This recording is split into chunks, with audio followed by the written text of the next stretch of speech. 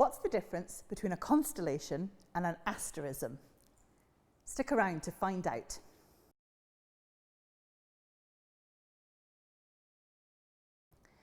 Welcome to Summer Science at 6 with Cambridge Science Centre.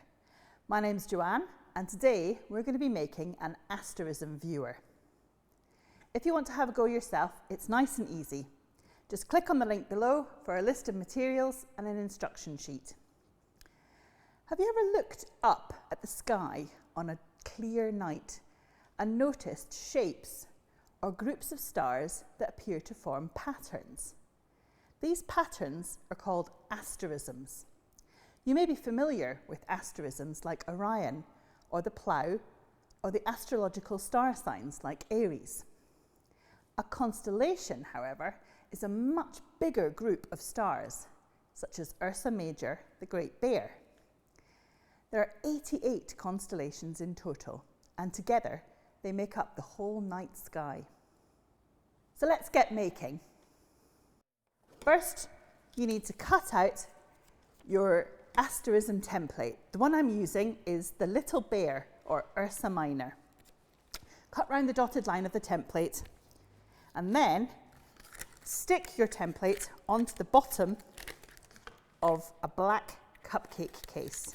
You can colour in a white cupcake case, that's fine. Stick your template on. Next, get your black toilet roll tube and put your template onto the top and secure it with an elastic band.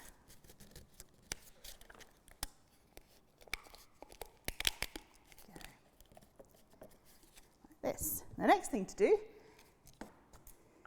is, with a small pin, poke through where the stars are on the template.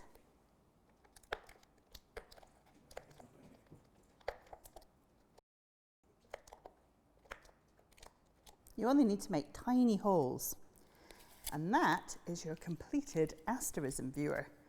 Hold it up to the light and you should be able to see the little pinpricks where the stars are in the asterism. In each constellation, the stars are all different distances from Earth. The stars look like they're all in the same place because we are viewing them from very, very far away. Stars are all different sizes, distances from the Earth, and temperatures. And this is why some stars look bigger and brighter than others. Thanks for watching. We'd love to see some pictures of you making your own asterism viewers. Send any of your work to OpenUpScience at cambridgesciencecentre.org or on social media. Bye for now.